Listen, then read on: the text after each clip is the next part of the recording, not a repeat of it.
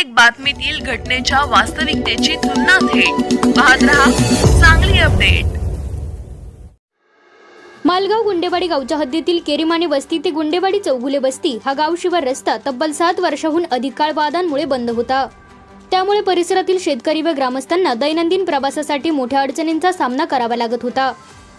मात्र मिरज पंचायत समितीच्या उपसभापती ललिता शेजूळ यांचे सुपुत्र पैलवान अजित शेजूळ यांनी ग्रामस्थांना दिलेला शब्द अवघ्या 4 महिन्यात पूर्ण करत हा रस्ता तयार करून वाहतुकीसाठी खुला केला। या रस्त्याच्या उद्घाटनाचा सोहळा नुकताच मोठ्या उत्साहात पार पडला। डबल महाराष्ट्र केसरी चंद्रहार पाटील, शिवसेनेचे महानगर प्रमुख मोहन वनखंडे, उपसभापती ललिता शेजूळ यांच्यासह विविध मान्यवर, ग्रामस्थ आणि पंचक्रोशीतील नागरिक मोठ्या संख्येने उपस्थित होते। मान्यवरांच्या हस्ते फीत कापून या रस्त्याचे लोकार्पण करण्यात आले। यावेळी बोलताना शिवसेनेचे महानगर प्रमुख मोहन वनखंडे यांनी पैलवान अजित शेजूळ यांच्या कार्याचे विशेष कौतुक केले।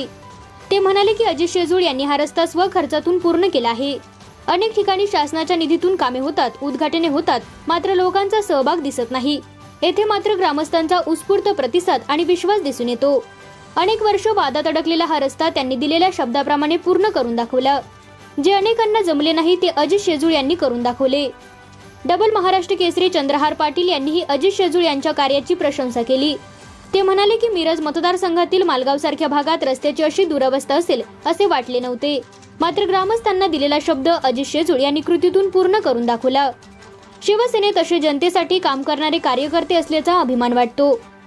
या रस्त्याच्या अभावी अनेक वर्ष शेतकऱ्यांना शेतीची कामे, वैद्यकीय उपचार, शालेय प्रवास तसेच लग्न समारंभ आणि इतर अत्यावश्यक कामांसाठी मोठ्या अडचणींचा सामना करावा लागत होता। त्यामुळे या भागातील नागरिकांचे जीवन अक्षरशः विस्कळीत झाले होते। या कार्यक्रमात परिसरातील ज्येष्ठ शेतकऱ्यांचा विशेष सत्कार करण्यात आला। यावेळी ग्रामस्थांनी एक भावनिक प्रसंगही सांगितला।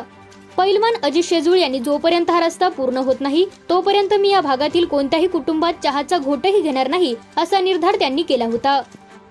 तो शब्द त्यांनी प्रत्यक्षात उतरवल्याबद्दल ग्रामस्थांनी त्यांचे जाहीरपणे कौतुक करत कृतज्ञता व्यक्त केली। या उद्घाटन सोहळ्यास मालगावसह पंचक्रोशीतील अनेक मान्यवर, पदाधिकारी, शेतकरी आणि नागरिक मोठ्या संख्येने उपस्थित होते। अनेक वर्षांपासून प्रलंबित असलेला हा रस्ता अखेर पूर्ण झाल्याने परिसरातील नागरिकांनी समाधान व्यक्त करत पैलवान अजित शेजूळ यांच्या कार्याला भरभरून दाद दिली। शासनाचे पैसे आणायचे, कोटीतून बोर्ड लावायचे आणि उद्घाटनाला 4 माणसं पण येत नाही, त्यांना माहित असते याचं पुढचं काय होणार आहे, परंतु तसं अजितने केलं नाही। सो खर्चातून एखाद्या वस्तीवर जाणाऱ्या रस्त्यासाठी जेव्हा माझ्या महिला भगिनीचा सत्कार करताना इथं ज्या फुलं टाकत होत्या तेव्हा मला असं वाटायला लागलं दादा की किती लोक या अजितवर आणि ललिता काकीवर ते प्रेम करतायत। एक शेताचा रस्ता पूर्ण केला म्हणून मौली इथल्या भगिनी माझ्या काही ओवाळत होत्या, काही फुलं टाकत होत्या। म्हणजे आम्हाला कुठेतरी एखाद्या राष्ट्रभक्ती भवनामध्ये कार्यक्रमाला जातोय आणि तिथला आदरातिथ्य होतोय अशा पद्धतीचं या महिला भगिनींनी स्वागत सत्कार केला, तिथल्या माझ्या भावाने केला। खरं मनापासून तुमचंही धन्यवाद की तुम्ही सुद्धा अजितला दिलेला शब्द पूर्ण केला। कारण दादा इथली इलेक्शन जरा थोडस बोलायला लागेल मला। या सांगली जिल्ह्यामध्ये जेव्हा दादा तुम्ही धनुष्यबाण घेतला, चंद्रहार दादा तर तुम्हाला माहिती आहे की एकनाथ शिंदे साहेबांच्या गळ्यातले ताईत आहेत आता।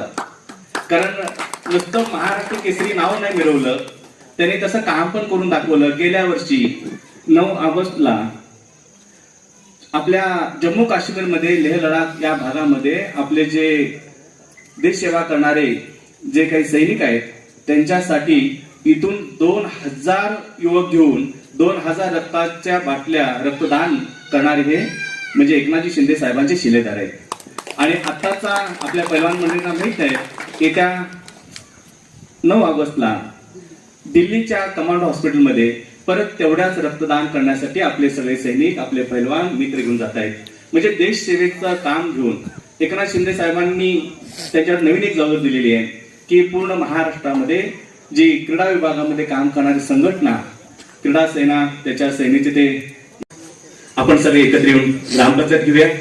पंचायत समितीचा उपसभापती पदाचा, सभापती पदाचा खेळ मांडल्याला आपण पाहतोय की लोकांनी जनमत देऊन निवडून दिलं, परंतु त्यांच्यावरती आक्षेप घेतला आणि त्यांनी जो विभागीय आयुक्ताकडचा निर्णय आहे तो आपल्या विरोधात घेतला। आपण नक्कीच कायदेशीररित्या ती लढाई लढतोय।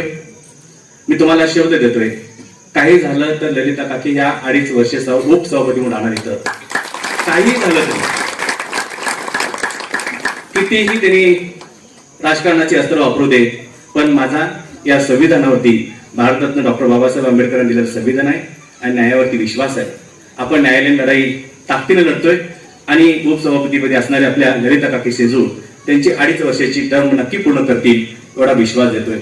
भविष्यात पण ग्रामपंचायत आहे, ज्या रस्त्यावर चालतही येता येत नव्हतं, ज्या रस्त्यावर ह्या दिवसामध्ये मला सांगितलं बरेच जणांनी की सायकल नाही तर चालतही येता येत नव्हतं, त्या डांबरी रोडवर गाडी लावायची किंवा काय आपलं वाहन लावायचं, तिथनं इथं चालत यायचं आणि चालत येऊन मग आपापल्या घरी जायचं, नाहीतर मग 7-8 किलोमीटरचा राऊंड मारून मग आपापल्या घरी पोहोचायचं. पण खरं ज्या रस्त्यावर चालतही येता येत नव्हतं त्या रस्त्यावरनं आज आम्ही 10 फोर व्हीलर गाडी घेऊन या उद्घाटनासाठी आलो. आणि खरं हा योग ज्याच्यामुळे घडून आला तो आमचा सहकारी मित्र, छोटा भाऊ आमचा अजित शेजूळ. खरं तर अशी परिस्थिती ऐकली तर अनेक घटना इथं आल्यानंतर ऐकल्या की आपल्या इथं माता भगिनी सर्व बसलेले आहेत. अगदी दुःखाचा प्रसंग असू दे किंवा सुखाचा प्रसंग असू दे, दुःखाच्या प्रसंगातनं सुद्धा इथनं जाता येत नव्हतं. कुठल्या कार्यक्रमाला गडबडीत जायचं म्हणलं तरी इथून जाता येत नव्हतं.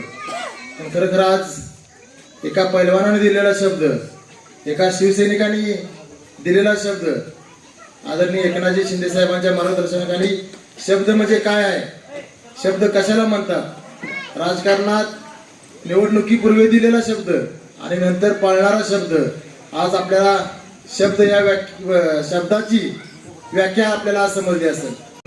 महिन्यापूर्वी पंचायत समिती जिल्हा परिषद इलेक्शन झाल्या, त्या इलेक्शन मध्ये जी घटना झाली ती सांगतो. मला काय भाषण करता येत नाही किंवा काय बोलता येत नाही.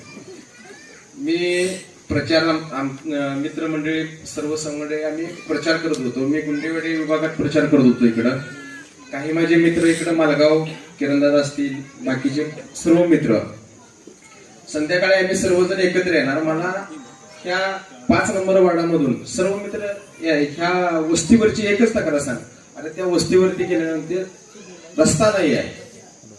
4 दिवस मी हेच ऐकत होतो, दुसरं काय ऐकतच नव्हतो. त्या वस्तीवरती तुम्ही स्वतः चला म्हणजे ठीक आहे म्हणलं. मी येतो तिथं, बघतो काय परिस्थिती आहे. 1-2 माणसं माझी हात नाही, ते स्वर्गवासी झालेले आहेत. त्या माणसाने भरपूर काही मला सांगितलं, रस्ता कसा बनवायचा, काय करायचं, पूर्वी काय होतं. त्यानंतर मी इथं आलो, माणसांची तळमळ बघितली. मला इकडून मी आलो तर इकडून यायला रस्ताच नव्हता. परत मी फिरून इकडनं बागेतनं असं कुठनं रस्ता, हिनेच मला रस्ता काढून दिला. मला रस्ताही माहित नाही ते कुठनं आलो इथे. मी पहिल्या स्टार्टिंगला इथं आल्यानंतर सर्वांची व्यथा बघितली काय आहे. सर्वांची एकच मागणी होती, आम्हाला इथं साधं भडंग पण नको, पण आम्हाला रस्ता पाहिजे. ठीक आहे म्हटलं. मी त्या पुढच्या शेतकऱ्यांसंग चर्चा केली. काय आमची चर्चा थोडी पॉझिटिव्ह झाली, काय निगेटिव्ह झाली. त्यावेळेला रस्ता करतो असं थोडं झालं. पण त्यानंतर काही माणसं आडवी पडली. मला राजकारण जमत नाही. कुठल्या समाजाचा जो माझ्यापाशी माणूस येईल त्या माणसाचं मी काम करणारा माणूस आहे. मला जात पात काय नाही.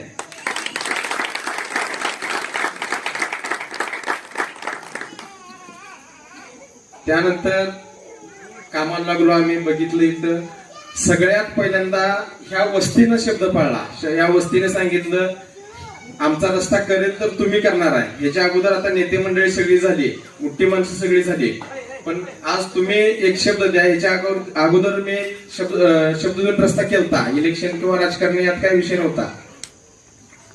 बळीराजाचा रस्ता म्हणून तिकडं 3 नंबर वार्डात, पिंपळगावच्या वार्डात एक रस्ता मी मोठा केला. असाच एक 3-4 किलोमीटरचा रस्ता होता. 100-200 शेतकरी होते. काही पाहुणे त्यांची इथं पण आहेत. त्या पाहुण्यांनी सांगितलं तुमचा रस्ता करेल तर हा अजित शेजूळ करेल, दुसरं कोण करणार नाही. मी इथं आलो. त्यानंतर इथल्या माणसाने मला सांगितलं की इथलं तुम्ही प्रचार करू नका, तुमचा प्रचार आम्ही करतो, पण आम्हाला रस्ता करून द्या. जसा अजित शेजूळच्या अगोदर या वस्तीने शब्द पाळला की मतदान हे 100% तुम्हाला होणार, जसं बोलली तसं वागली ही माणसं. ते सर्व शेतकऱ्यांनी शब्द दिला मला. ह्या वार्डातून मी लीड गेलो. त्यावेळेला त्यांना शब्दच मी तसा दिलता की इलेक्शन मध्ये माझी आई निवडून येऊ दे अगर ना येऊ दे, हे 100% काम मी स्वतः समोर उभारून करून देईन तुमचं. त्यावेळेला त्यानंतर मग शेतकऱ्यांच्या मिटिंग झाल्या, रस्ता नोंदीसाठी किरणदादा पळत होते, सौरभ शुभम पळत होता, बाकीचे सर्व शेतकरी यासाठी पळत होते. सर्वांनी म्हणजे सर्व शेतकऱ्यांनीच जीवापाड प्रयत्न करून, माझं एकट्याचं श्रेय नाही याच्यात, या सर्व शेतकऱ्यांचं श्रेय आहे. इथं आल्यानंतर मला माझ्या माता बहिणी एकच सांगत होत्या, आजी हा फक्त रस्ता झाला पाहिजे, आम्ही आयुष्यभर तुझ्या सोबत आहे सगळेजण, तुला साथ देणार सगळेजण. त्यांना मी शब्द दिला, माझ्या सर्व माता बहिणींना, वडीलधाऱ्या माणसांना मी शब्द दिला, हा रस्ता करेन तरच मी तिथे चहा प्यायला येईन, नाहीतर मी इथं चहा सुद्धा येणार नाही म्हणलं परत.